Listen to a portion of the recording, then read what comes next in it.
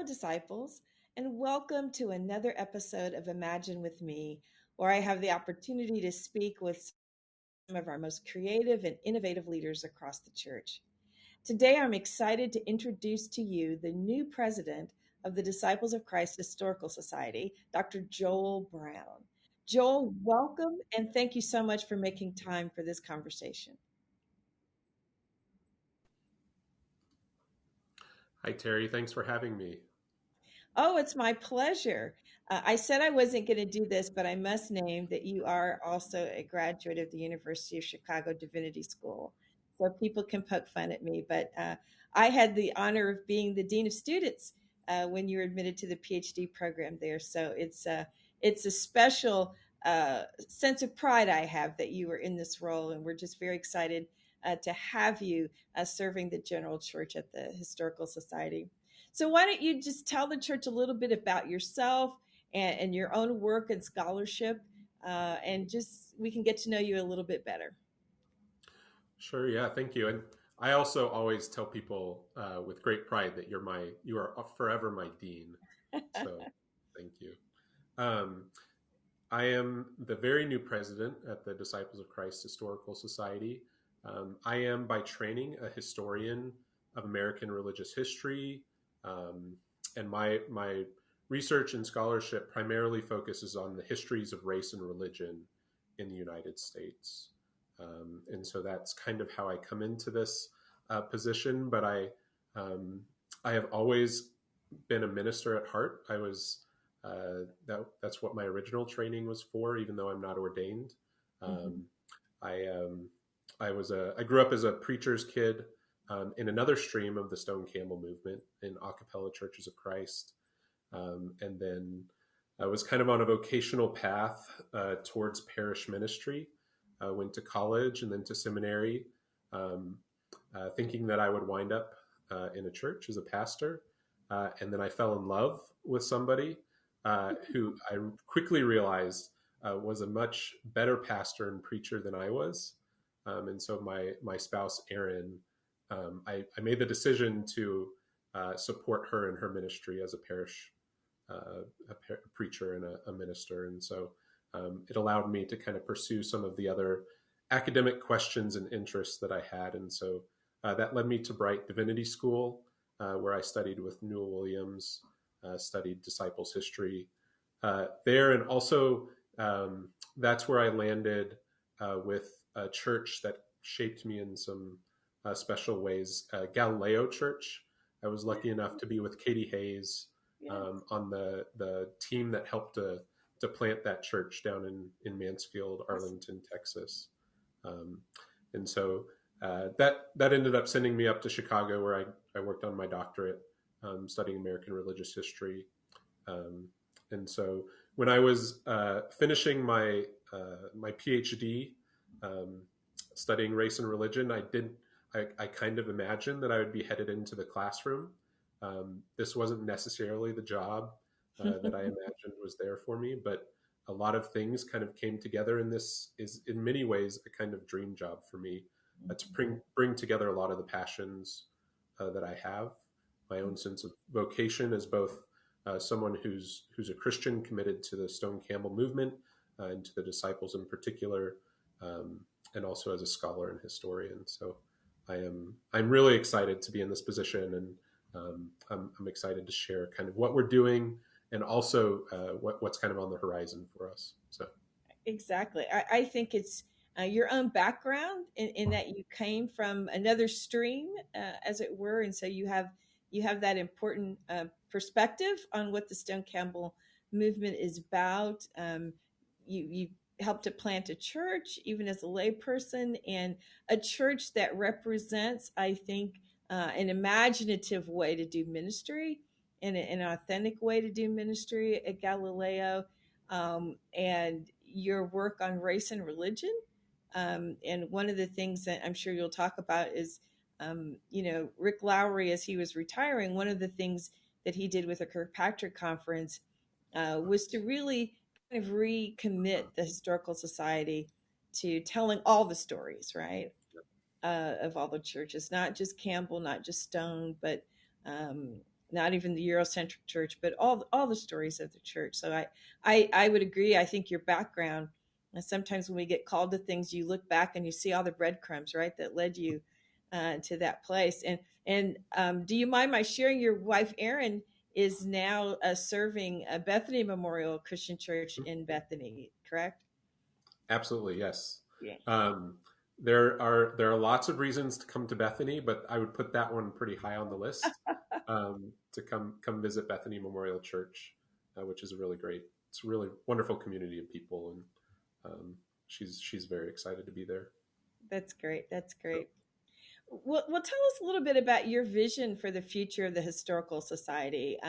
This Historical Society has had its ups and downs in recent years, and we're so grateful for the leadership of Dr. Rick Lowry, who has just retired, and the work that he did to kind of put us on a good path. But you're coming in with new energy and building on that work. So talk to us a little bit about your vision for the future of the Historical Society.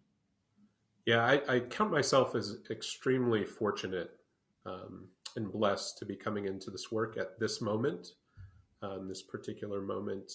Um, the since For those who aren't aware, the Historical Society moved from Nashville to Bethany about 6 years ago, to Bethany, West Virginia, um, which also, for those who don't know, is kind of a pilgrimage site, a sacred site, for those of us in the Stone Campbell movement, because it is the place where Alexander Campbell, one of the founders of our movement, lived and worked and studied, published and wrote.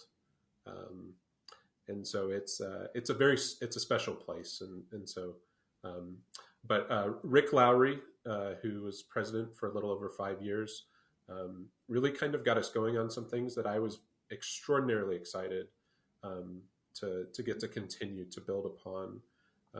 I think I shared with you in a private conversation, Terry, at one point that, um, I when I was discerning the call to this ministry, um, I was it was about the same time that the Tulsa Kirkpatrick conference happened, Mm-hmm. a conference which, I think we'll look back on and say was a really monumental moment in the history of our church, Mm-hmm. for the kinds of conversations that we're having, and where I think we're going, as a church, and exploring at that conference the legacies of race and racism, in our past, and also trying to chart a way forward.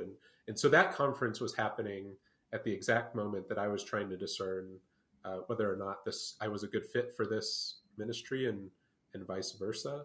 Um, and as I participated in that conference, I realized very quickly that this is indeed the kind of work. If this is the kind of work that the Historical Society is committed to, then it's a place where I wanted to be. And so, I'm really excited to be continuing that work. And I mean, I truly believe that a denominational archive, is more than just a repository for ideas and artifacts from our past, but it's in fact, it at its best, it can be a source for the church's justice work, Mm-hmm. for its work for wholeness in the world. And so that really is my vision. There are a lot of different kinds of things that are happening in ways that we're trying to accomplish that. Um, but that's I mean that's really what I'm excited about going forward. And I'll just say that our mission is to, preserve and proclaim the Mm-hmm. story of our church, um, within the broader movement, the Stone Campbell movement, out of which we emerge. Mm-hmm. Um, and so we're doing a lot on both of those counts, on the preservation of our past, but also proclaiming our story, and proclaiming that history, and talking about it, and interpreting it. And so, I mean, one of the biggest ways that that's happening right now is, what I call is we're exploring the digital frontier of what it means to be a historical society and denominational archive right now. Mm-hmm. It actually kind of started. It's fun to be talking about this on this platform, actually, because, it's your office and all of the work that you've been doing in terms of your digital content, that kind of started that prodded us to ask some questions about what does it mean for us as an archive, as a repository, to collect these kinds of digital artifacts. Hmm.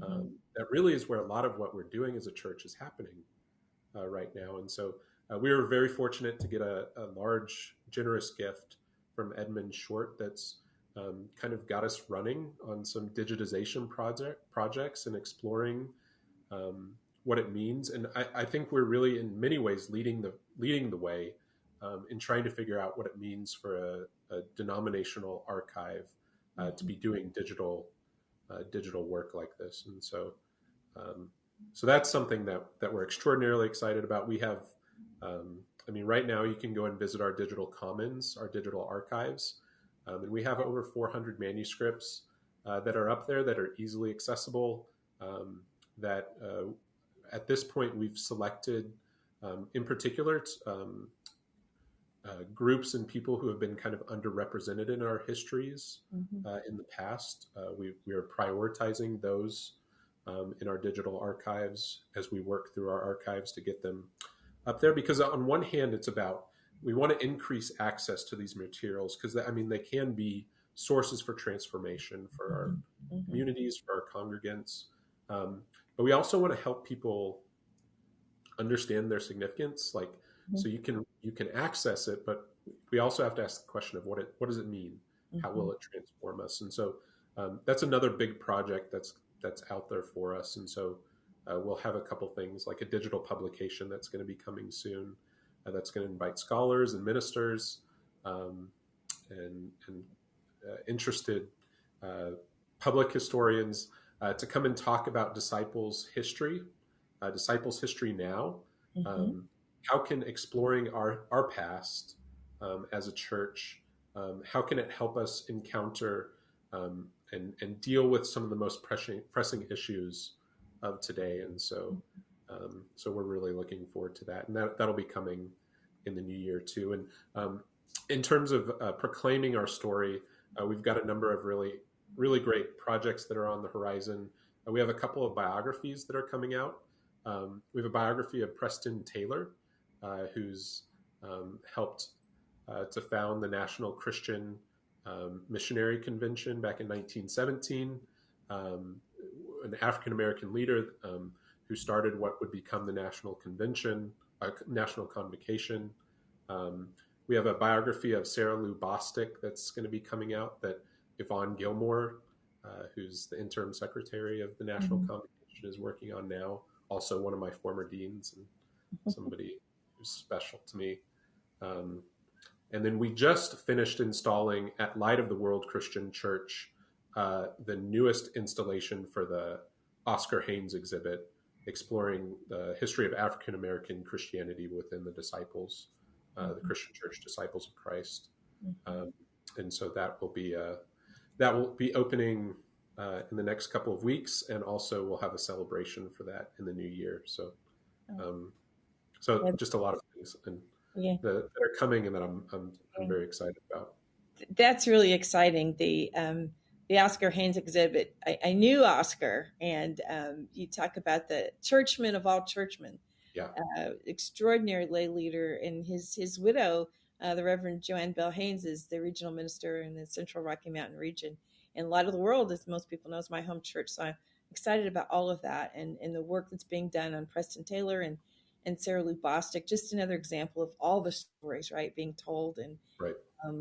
you can access the digital commons. I'm sure um, we'll include a link to that when we post this conversation because that's something that everybody has access to. But um, I know that I can access the digital commons, and I know that scholars and other people are using those resources and coming to examine the actual archives that you have. But how can disciples and local congregations engage with the historical society? My mom was the local historian for her congregation, Light of the World, and was always very proud to make sure that all of the artifacts from the congregation got there. So, is that still something congregations could do? And what's the best way for Mhm. a congregation to engage?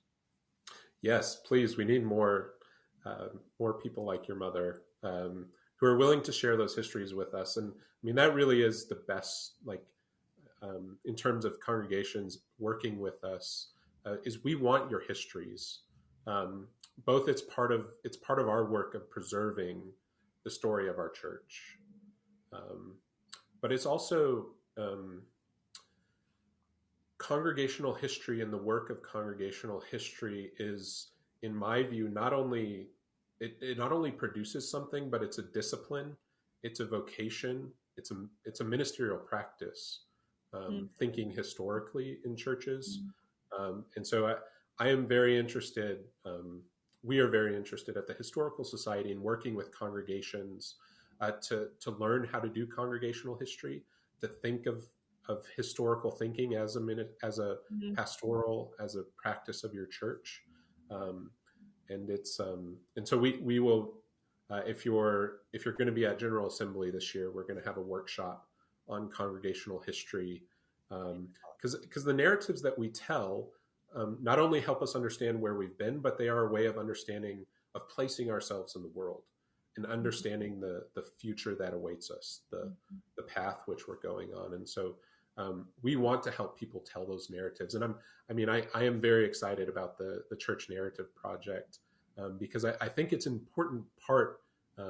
It's a crucial part for churches at the congregational level, but also for our church in general, to tell our story. And as times change, as a new present comes, Mhm. we have to learn how to tell that story in new ways. And so history is always changing. Right. And disciples are making history now, and we want to be partnering with you to think about how to tell that story. And so we will have workshops for congregations to do congregational storytelling, and we're also we also love to celebrate anniversaries. If your church has an anniversary coming up, we would love to send a video or send a representative. Mhm. We send a lot of certificates, and so Oh, that's great. and also just, come and visit us, whether it's online, visiting the digital archives, or Bethany is a special place. We would love to have you come do some research. We do tours of the Alexander Campbell grounds, the mansion, and the college is here in Bethany. And so, so we are, there are lots of different ways to come and engage with us. Great. And That's um, awesome. yeah, I'm excited about that the workshop and just the notion of congregational storytelling. And as we talk more about the Church Narrative Project, storytelling is a big part of that, because we all of our stories hopefully fit into a larger narrative, right? That's part of what we're calling our um, preferred narrative of our shared future together. And we're actually kicking off the Church Narrative Project with the Central Rocky Mountain region next weekend. And so I'm glad that the Historical Society is going to be both a partner and a supporter of that work, because it's just so important. And I don't know if I got that from my mother. I remember 10 years old, the Baptist church I grew up in celebrated its 100th anniversary, and and my grandfather was the pastor, and all the work that he put into documenting, collating, and curating that history. And as a kid, being aware of these pictures of these people who had worshipped in this place.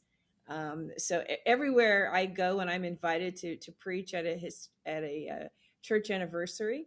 I was just in Columbia, Missouri, Hallsville, Missouri, Red Top Christian Church, 200 yeah, years, and I was really encouraging them to be sure that they sent some materials to the Historical Society, and I support that work wherever I go, to say be sure that you engage with the Historical Society so that they can help to preserve your story. yeah, It's just so important, and I hope people will make their way to Bethany. One last thing, we've got a few minutes here. As we're talking about, not only imagining who we must be as a new church for a new future, and I'm really intrigued by Walter Brueggemann's construction of what it means to get inside God's imagination. As we think of the future of the church, what role does the Historical Society, um, does it play, and can it play as we do this work of reimagining who we are, and mhm. and thinking about that future? Yeah, yeah, that's great. I approach when it comes to history and our faith. Um, the way that I imagine the work of historical thinking um, in the church is it's an act of listening. It's an act of listening to Mm, for God, mm, for God's leading as we explore where, as we both celebrate those places in our past where God has carried us and we've been faithful, um, and understand how that happened, mm, and where God was working and where we might look for God in the future, as well as interrogating those places of our in our history where we've fallen short, mm, where we failed, well, where we've hurt people, mhm, telling those hard truths as well. And so as we do that, it's a way of listening for the ways that God has worked among us in our past, um, so that we can be attuned to where God might be trying to lead us going forward. And so I hope that the Historical Society can help. I mean, one of my goals is to help ministers, to help congregants and churches and regions, um, to begin thinking historically, mhm, uh, as a way of positioning ourselves so that we can move forward into the future. Because I think that our church has a future where I think there's a certain public witness mhm, um, that awaits us as a church in a particularly polarized and increasingly fractured um, context, mhm, um, nation, for those of us who are here in the U.S., um, where we hold justice in one hand and a commitment to unity and wholeness in another. And I think there's a world that needs to understand that message and mhm, how we do that. mhm, And so as we follow God into the future, I hope that one of the ways that we listen to God is by looking behind us, looking backwards, mhm, honestly and critically and faithfully. And mhm. that's what I'm hoping to do at the Historical Society in the years coming forward. So Well, Joel, I'm so excited for your leadership and to see you in this new place. For you and Erin, as you settle into life in the Bethany area, her as a new pastor, and you as the new president of the Disciples of Christ Historical Society. The work you are doing is so, so important. There's an African image of the Sankofa bird, right? Who has his feet facing forward and the head of the bird is turned looking back. And it's a way of saying that we it's okay. It's okay to look back and to even to bring some of the past with you, yeah, even as you continue to move forward, to learn from the past, try not to repeat the past, imagine in some cases, but also to imagine who we can be. It has to be done from a context of that historical thinking, which I love the fact that you've lifted up that that's a spiritual and ministry practice yeah. to think historically. So thank you for that, and just delighted and looking forward to the workshop at General Assembly and all the digitization project that's happening. Who knew that there would be a pandemic and that we would create so much content this way? So uh, Yeah. And excited that you will be helping us with that strategy to preserve it for generations yet to come. So, thank you so much, Joel. It's been a delight to have this conversation with you, and all the best as you begin your ministry at DCHS. thank you so much, Terry. Appreciate it. Well, history buffs, there's more to our history than just Alexander Campbell and Barton Stone. So many stories to be told. The stories of your congregations. I hope that you'll be joining us at General Assembly July 29th through August 1st, 2023 in Louisville, Kentucky. And as Joel mentioned, there will be a workshop about congregational storytelling, and you can learn more about how you can preserve the history of the saints that have been a part of your own worship community so that those stories are there for generations yet unborn. I'm so excited about Joel's leadership, and I know you will be too. Um, Thanks to Joel for sharing some time with us today. And thanks to you for listening to this episode of Imagine with Me. So stay tuned, and we'll see you on the next episode. And remember, God loves you, and so do I.